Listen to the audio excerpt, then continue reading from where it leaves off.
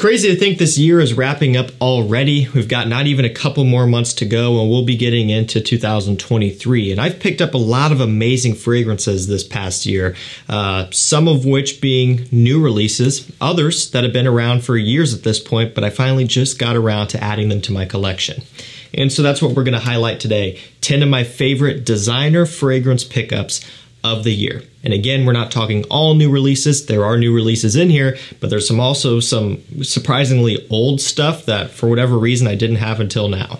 I mean, we're talking some fragrances that have been hyped up for years at this point, and I finally got them in, and I'm glad I did. So I will provide links to these down below to discounters, so you can get these at the prices I talk about in this video. If you want to just save the most amount of money possible on fragrances, check out my community tab. I'm posting deals over there all day long, every day. And I also have a mailing list now, so if you prefer to get those deals to your inbox, you can sign up at the link down below. We're going to start off with number 10. And again, I have to say that these are all amazing. And while this is a ranked list, you know, 10 being my least favorite and 1 being my most favorite, it's kind of splitting hairs. These are all amazing and some of my favorite pickups. So I just wanted to throw that out there. It's not like any of these at the bottom of the list are bad, but number 10 is Valentino UOMO. So you guys saw me talk about this one a good amount here in some videos within the past few months. And I really love the intense version. And that's kind of the main one that everyone talks about. And so it was the first one that I got. And I just kind of brushed this one aside. Felt like I had no reason to get it. But I was wrong, big time. Now this one has leather, coffee, chocolate, and it really is so addicting, so sexy, and so expensive smelling. Very luxurious, and it impressed me in the best way possible. This stuff is very addicting. It's great for the cooler months, and I wish I would have gotten it sooner. We're gonna go with a cheapie up next. This one is ZEGNA FORTE. So you can get this usually for about $39, $35 and under, basically within that price point or price range and under. Basically, it's kind of right on the line of being a cheapie. Just depends on which you classify as a cheapie.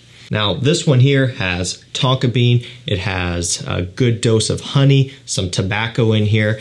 And so really with something like this, something in this price point, when you start playing with notes like that, it can either end up really good or really bad or maybe just okay. But this one actually turned out really, really good. It's an affordable tobacco honey, kind of sweet, smoky type of scent that normally you would have to pay a lot more money to get something like this. But in this instance, you don't really have to.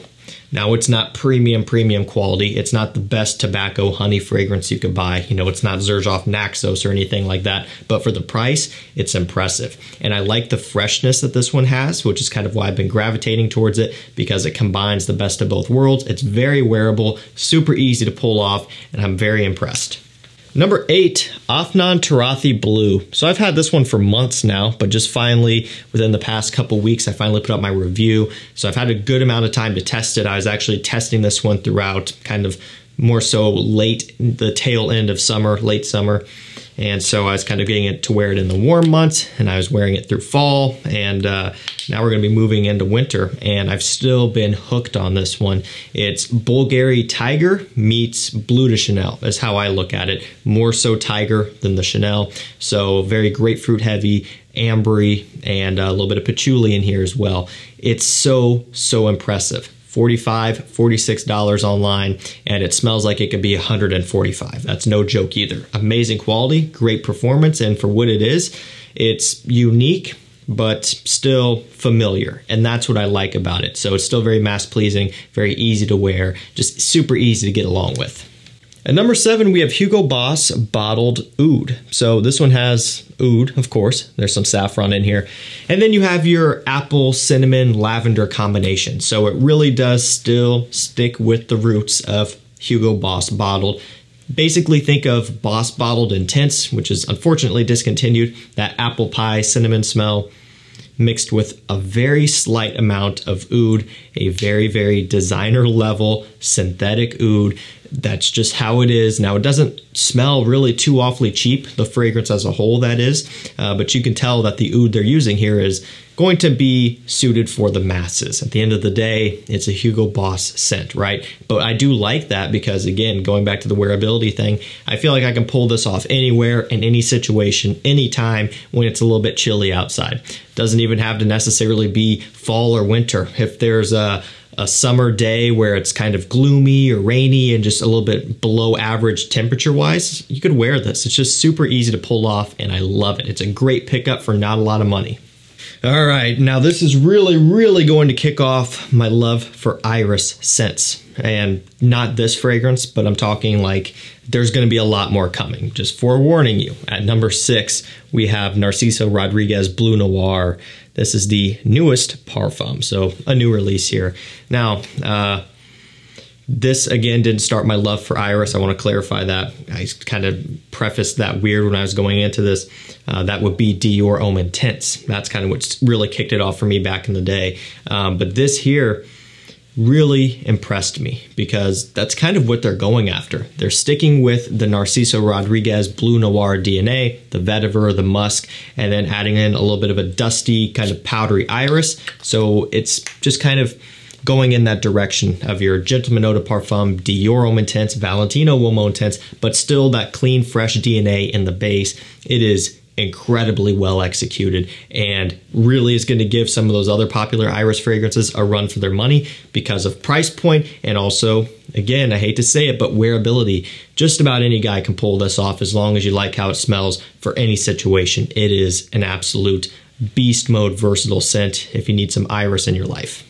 Okay, now we're kicking into the top 5 AZZARO Wanted Parfum, or the most wanted Parfum. Always is a little bit confusing because it looks like Wanted by Night, but AZZARO the most wanted Parfum. They only give you 3 notes here: ginger, bourbon, vanilla, and just a generalized woody notes, okay? So the easiest way to break it down is the ginger gives it a little bit of this almost fizzy grape opening. Kind of think of something like Dunhill Icon, the opening of that one. You get a little bit of this fizziness, kind of sweet cola opening. It goes into a nice bed of sweet bourbon vanilla, so it's, again, having a sweetness but with a little bit of a boozy touch. And then woods, just pretty general cedar wood, sandalwood, that sort of thing. No vetiver or anything like that. And it's really pretty simplistic. It's pretty stripped back. It's not too crowded or anything like that. But that's what I like about it. It's so easy to wear, and that opening is completely addicting. At number 4, one that, yeah, I just picked up this year, even though it came out in 2015, and it's honestly been hyped for quite some time. And from RASASI, it's HAWAS, okay? So, 2015, I got into collecting at the beginning of 2017, and I started my channel towards the end of 2017. So at that time, I was all about Invictus Aqua 2016. And because I had that, I didn't pick this up, right? And so fast forward to when that got discontinued, I was upset about it, like what's going on? For whatever reason, I still didn't get this right away until finally earlier on this year, I'm like, I'm getting it. I loved it so much that it made number 1 in my top 10 summer list. I spent a lot of time wearing this one throughout the summertime. I would still toss on some Invictus Aqua every now and then because I've got plenty of it. But this one here really takes the cake at the end of the day. In terms of all the fragrances out there that smell like Invictus Aqua, this is what started it anyway, and honestly, this is the one to go with. At number 3, another new release, Acqua di Gio Eau de Parfum. Yeah, I didn't forget about this. It's one of those deals where people probably like, oh, you just like it because it's a new fragrance and it's summertime and blah, blah, blah. It is a new fragrance. I love it because it combines a bunch of different aspects of the Acqua di Gio line into one and ultimately makes it a more grown-up version of the EDT. But guess what? We're going into winter. It's been 30 degrees out, lows of like 7 or 6, right? It's been very cold, and this is still on my mind. I still come down here and smell this. Spray it up in the air. Even if I'm kicking it around the house, I'll wear it from time to time in the fall when it feels like wintertime. This is a fantastic flanker that I got a lot of use out of this summer. Made some great memories with it already. I've already got another bottle on hand, so this isn't even my main one. That's why it's, there's a little bit of a dent, but I have a couple ones that I wear from.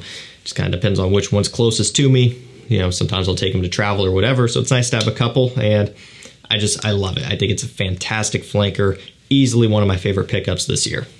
Okay, at number 2, Carolina Herrera Iris Empire. Yeah, this is their luxury exclusive line. I can't remember what their name for it is. Confidential line or something.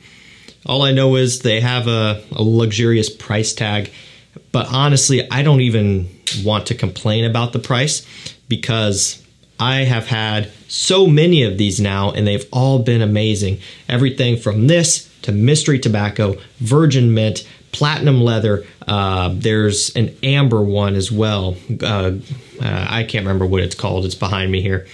I don't want to spend too much time on it, but this one here has really blown me away so much. I think it is fantastic. Think of Dior Homme Intense and that type of category mixed with some of the boozy, leathery accords from CH Men Privé, which is from the same brand, although discontinued. That's kind of what you get here with some other facets as well, but it is drop dead gorgeous, an amazing release that's worth every single penny if you like Iris. It's very strong as well, and this one blew me away. And at number 1, like I said, I love Iris. This is no surprise to myself or a lot of you watching probably, but it's Gentleman Eau de Parfum Reserve Privé. I'm telling you guys, if you like the Eau de Parfum, if you like the big, sweet Iris fragrances, and I'm not even talking like Prada L'Homme, that's a different style of Iris fragrance, being that it's a fresh Iris. If you like the sweet, heavy-hitting Iris scents, you are basically guaranteed to like this, right? Because what it's doing is it's playing off the Eau de Parfum DNA, adding some whiskey, booziness, some chestnut, kind of a gourmand sweetness. You're getting a chocolatey accord in here as well with that, and of course a ton of iris, some other woods in here, some cedar wood. It is just an absolute stunner. I love this stuff. The opening is so good, and the more you smell it, the more it separates itself from everything else. Because when I first got this one in, it blew me away. I thought it was amazing, but I was drawing a lot of similarities back to the Eau de Parfum and those other Iris heavy hitters. But the more you wear it, the more you spend time with it, the way the chestnut chocolatey aspects come through just makes this one a work of art. This is nothing shy of a masterpiece, in my opinion. It's a new release. Sometimes it'll show up on discounters, but it's kind of a few and far between type of thing. Sells out quick, only saving a couple bucks off retail anyway. It's one of the few designer fragrances that I would say is worth retail 100%. There's, I guess I shouldn't say a few. There's a lot out there, but I'm talking right now, if you were to pick one up, you know, for the winter time, and you're just fine with paying full retail, this would be the one to get. An absolute stunner. Alrighty guys, that's gonna do it for me. My top 10 favorite designer fragrance pickups, purchases of the year so far. Some new things, some old things, some completely random things that have just really blown me away, and I'm super glad to have these now. Links will be down below. That's gonna do it for me. Thank you so much for watching. Stay safe, stay healthy. We'll see you tomorrow with another one. Take care.